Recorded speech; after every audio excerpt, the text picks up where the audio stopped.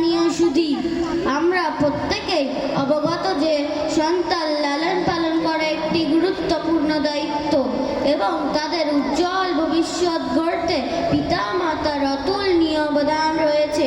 তার মধ্যে একটি গুরুত্বপূর্ণ বিষয় হলো মেয়েদেরকে শরিয়াত নির্দেশ অনুযায়ী সঠিক দিক নির্দেশ না দেওয়া এবং তাদের সেইভাবে বাল্যকাল থেকেই গাইড করা।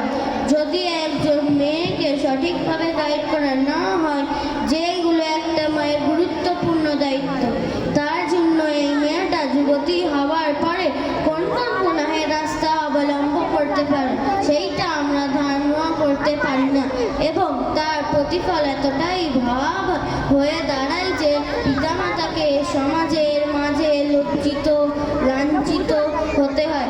আসুন আমরা এখন দেখব সন্তান লালন পালন করা সঠিক পদ্ধতি এবং মায়েদের করণীয়।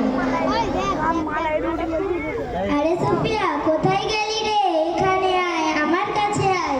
সব সময় মেয়েটা ফোন নিয়ে ব্যস্ত থাকে।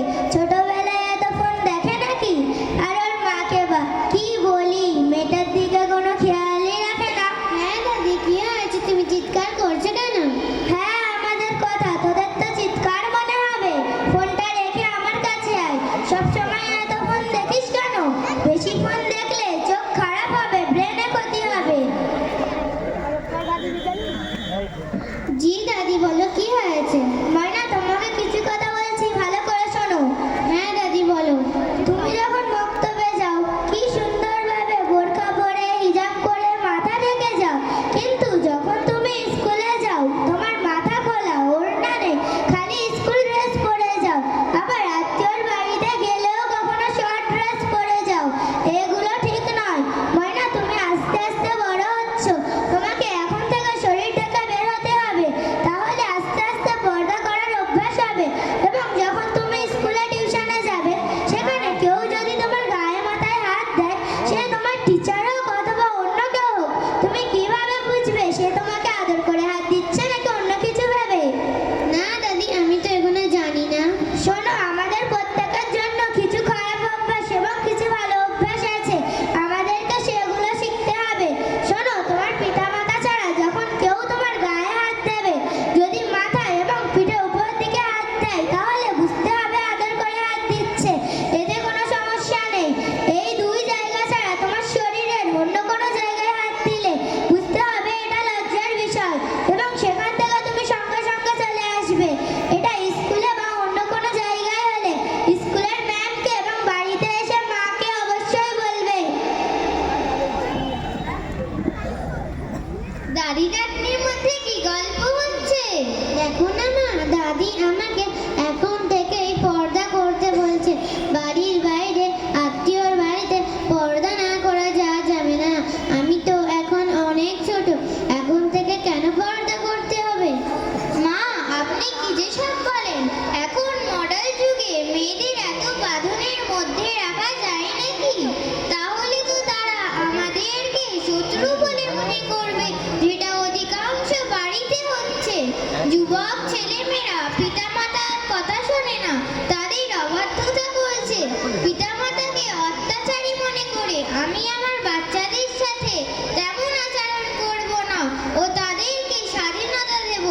ওদের যেমন খুশি ওরা জীবন যাপন করবে, যা খুশি তাই করবে, পরিপূর্ণ ছাড় দেওয়া থাকবে। দেখো বৌমা, মেয়ে বড় হচ্ছে, মেয়েকে এখন থেকে ভদ্রতা, মানবতা, শালীনতা, লজ্জাশীলতা এবং নৈতিকতার জ্ঞান শিক্ষা দিতে হবে, অন্যথায় পরবর্তীতে পস্তাতে হবে।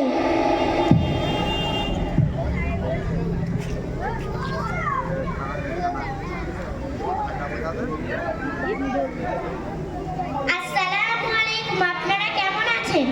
ওয়ালাইকুম আসসালাম। হ্যাঁ ভালো আছি, তোরা কেমন আছিস? আলহামদুলিল্লাহ, আমরা ভালো আছি। দাদি আন্টি, আপনারা ভালো আছেন তো? হ্যাঁ, কোনো রকম আছি। আমাদের কোনো ঠিক নেই, বয়স বাড়লে যা হয়, কখনো পায়ে ব্যথা, কখনো কোমরে ব্যথা, বাবারে মারে করে দিন কাটছে। মসজিদে নাম ঘোষণা হওয়ার অপেক্ষায় আছি, যখন ডাক হবে চলে যেতে হবে। দাদি, আপনি এখন অনেক দিন বাঁচবেন, আপনার নাতনি বিবাহ হবে, বিদায় দিয়ে তবে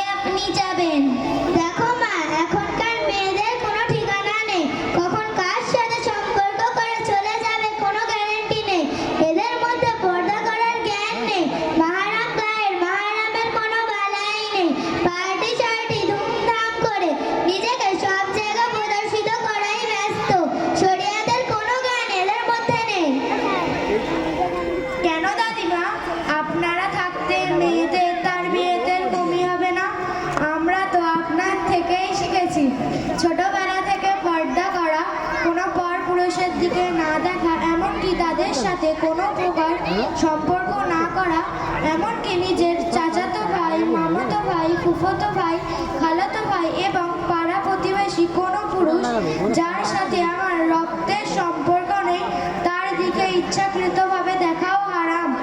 ফোনে কথা বলা অথবা সম্পর্ক রাখা এ অনেক পরের কথা। এই সমস্ত লজ্জাশীলতা, ভদ্রতা আমরা ছোটবেলায় শিখেছি।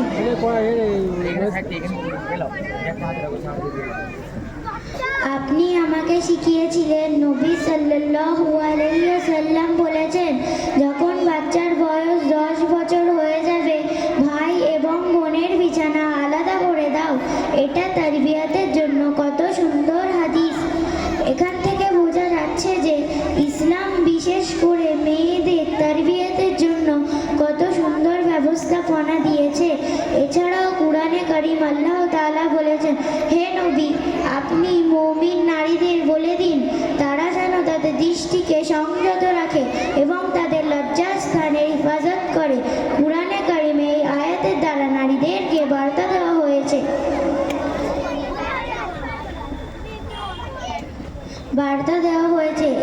এবং তাদের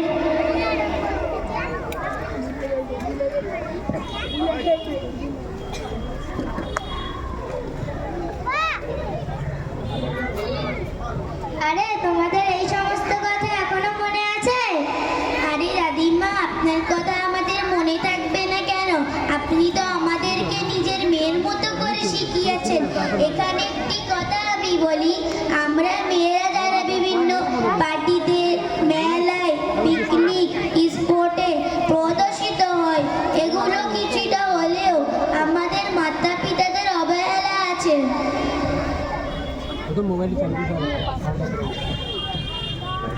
তুমি এই কথাটা কেন বলছো যে পিতামাতাদের অবহেলার কারণে হচ্ছে?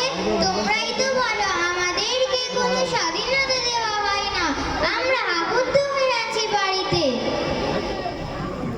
আন্টি, আপনি ঠিক বলেছেন যে বর্তমানে ছেলেও মেয়েরা স্বাধীন হয়ে থাকতে চায়, কিন্তু স্বাধীনতার মানে এটা নয় যে তারা শরীয়ত পরিপন্থী কার্যক্রম করবে, তারা নিজের মান সম্মানকে বিলীন করে দেবে। আমরা যেহেতু মুসলমান, ইসলাম আমাদের অনেক স্বাধীনতা দিয়েছে, ইসলাম আমাদেরকে অনেক সম্মানিত করেছে।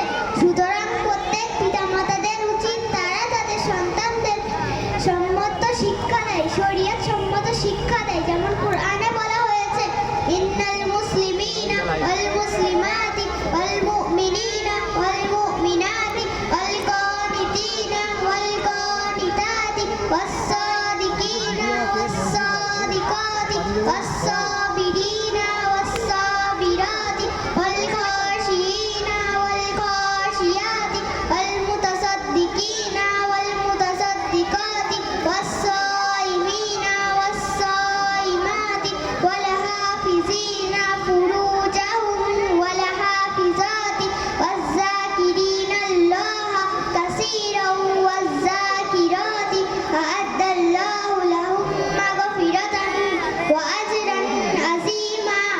নিশ্চয় মুসলমান পুরুষ, মুসলমান নারী, ঈমানদার পুরুষ, ঈমানদার নারী, অনুগত পুরুষ, অনুগত নারী, সত্যবাদী পুরুষ, সত্যবাদী নারী, ধৈর্যশীল পুরুষ, ধৈর্যশীল নারী, বিনীত পুরুষ, বিনীত নারী, দানশীল পুরুষ, দানশীল নারী, রোজা পালনকারী পুরুষ, রোজা পালনকারী নারী, যৌনাঙ্গ ইবাদতকারী পুরুষ, যৌনাঙ্গ ইবাদতকারী নারী, আল্লাহর অধিক জিকিরকারী পুরুষ ও জিকিরকারী নারী। তাদের জন্য আল্লাহ প্রস্তুত রেখেছেন ক্ষমা ও মহা পুরস্কার। এই সমস্ত গুণ যদি আমাদের পিতামাতার মধ্যে থাকে এবং তারা তাদের সন্তানদের এই সমস্ত গুণ শেখায়, তাহলে আশা করা যায় তারা কোনো প্রকার গুনাহের দিকে ধাবিত হবে না এবং